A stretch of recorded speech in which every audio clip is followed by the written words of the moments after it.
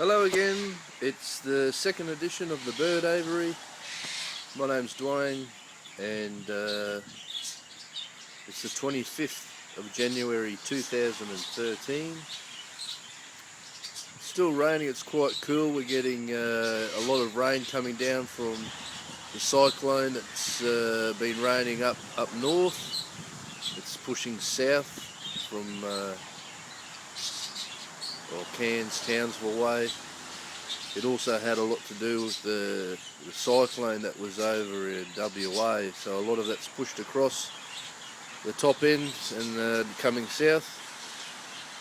So this is the second instalment. The first instalment I introduced you to the beginner setup that I had for the English and Australian Budgerigar. I've put a few pairs down today. A few of the pairs seem to have taken, a couple I'm not too sure of, but that's nature, and the longer you leave them in there, they've got to get accustomed to each other, and you've got to let nature take its course. In the interim, if the male or the female aren't getting along, then obviously you have to separate them. I like to move them around. You can try a different cockbird in with the female or the hen, and until you get a match. But I'll show you what I've come up with. So here we go.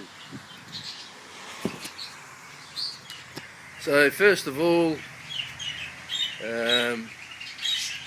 I've put two Australians together. In my last edition, I said I'd probably put the yellow opaline Australian in with the cobalt blue.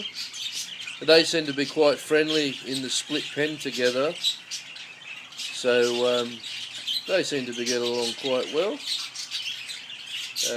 Be interesting to see what colour I get out of that. I'm not really too sure. I mean, yellow's a split from green and blue, so as far as colour genetics are concerned, so we might get some yellow, some blue, and maybe even a mutation. We'll have to wait and see, but they're set up in one of the prefab conditions. It's a fairly basic setup. Got a water tumbler here. Got to make sure they've got fresh water every day. Hello. And a nice fresh cut off piece of cuttle bone. Nice thick piece. And due to the prefab of the cage, it's designed to have clip-on feeders, but I've just got a seed pod in the bottom of the cage. That's sufficient. In the nest box, it's a slide-out system. In all of them, I've put about a cup or a good handful of sawdust heaped up on the concave. The concave's to give a natural sort of resting position for the Budgerigars. I'll show you if I can. It's just a little hollow out of where the budgies would sit. But I like it's something that I haven't tried, but I've certainly seen a lot of breeders and enthusiasts put the sawdust, or should I say wood shavings, in. You can buy them at any reputable produce or pet store, but you could even, if your father or your grandfather's into woodwork, that's just as good. It's important to let the wood shavings air for a couple of days just to dry out.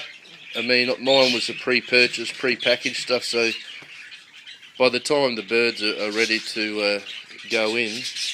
But in all honesty, the reason why we put the shavings in the nest box is it's a good indication that the female has been in the nest box and sifting around, because you'll notice that the wood shavings have been moved as the hen gets in there and and decides if she's going to lay a nest or not. So moving along to the other pair of Australians. This was the larger cage that I started off with. I actually had this pair in there. They were one of the first pair I bought. Well, they weren't actually pairs, but there were two Australians that I'd bought. Just a bit of non-patience on my behalf. I just wanted to get started, so I just grabbed a few Australian birds. But as you can see, they're quite friendly. I mean, they, as I said in the first edition, they had a clutch. This is a yellow face blue opaline cock and a dark green spangle. Houdini is the cock bird, the yellow face blue opaline. I had some dramas with him escaping from the cage, and when I had them inside, actually, when they had their clutch, so I've had to resort to some bread ties and that, just to make sure that they don't get out. But they'll probably have another clutch, and I'll give them a second chance. But their first clutch was infertile. They were just eggs. There was nothing in them, so they were destroyed, and I put them out in the aviary to stretch their wings and just have a bit of a break from everything. So we'll give them another go, and same thing again. I've just attached this nest box, as you can see, to the side of the cage. It's just a lift-off lid. You have to be careful when inspecting. And as you can see, it's just a handful of shavings. And you'll notice when the hen's been in there, because it's all been messed up and moved about. And that's a good indication that nature's taking its course and the hen's wanting to breed. So over here we have the big setup of the breeding cabinet. Basically, I've put in a big mama at the top with which is a normal green, with my sky blue cockbird. Now, I'm not too sure how they're going. I mean, I've only put them down today, but they're sort of fairly distant. But the cockbirds, he's always been very vocal and a bit of a personality. Now, in the middle here, I've got the one of the light green cinnamon cockbirds with the sky blue hen, which is a bit of an opaline as well, with a mottled forehead. But they were quite friendly in the split system aviary, and they seem to be getting along very, very well. I thought they would breed, and I'm very interested to see what we get out of that. I mean, you've got to remember that green is the most dominant colour in the Budgerigar. It was the original colour of the wild Australian Budgerigar, and for all enthusiasts or beginners who are wanting to breed and don't know much about colour genetics, you will find that green is dominant. Now, the reason why I have sky blue and green is because you can create what they call green blues. Now, green blues out of a nest are very, very good for improving other colours, because basically you've got two strains. You've got the sky blue and the green in the young bird, and you can cross it over with a normal or another bird, either to improve the spots, the feathering, and the colour in the bird. So that's what I'm trying to achieve, to see if I can get some blue greens. But you will find that the majority of the babies will be green. But we'll just have to wait and see. But as you can see, they're getting along quite well. Down the bottom here, I've put in the for something different. I've put in one of the other cinnamon. Well, he's an olive green cockbird, having a stretch with the green English spangle that I had.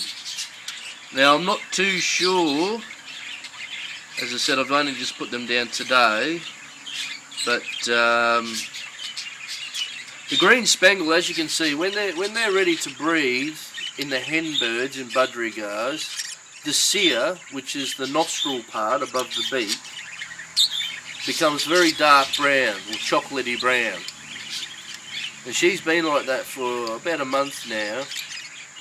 But I'm not too sure if she is a breeder or not, because she's fairly mundane. She just sticks to herself and does her own thing. So the cockbird's quite young, so I was hoping that with that in mind, that he might be able to get things happening a bit. So that's the breeding cabinet. So once again, I've got a normal green with a sky blue. I've got a light green cinnamon with the sky blue, and an olive cinnamon with the spangle.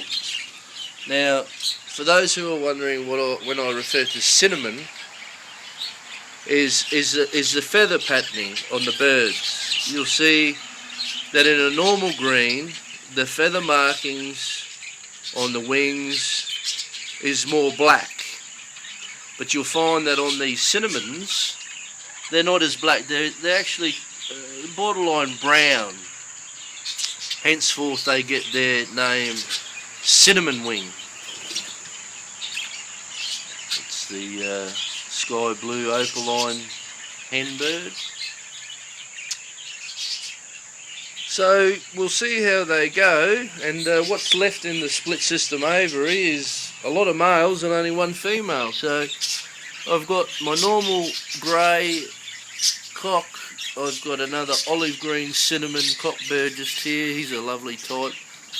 I've got my two recessive pieds, the yellow green and the white and sky blue, and another spangled male and a normal green. So I've got 6 males still out of pairing 5 pairs of birds, and this lonely little Australian sky blue recessive pied. So the plan now is to let what I've paired up do what they've got to do, and in the interim I'll try and get some more stock birds to especially I need some females, so I'll be looking for some more females, probably sky blue females, some greens, but they'll be normal. I'll be looking for normal colours, so I could cross recessive pied with normal.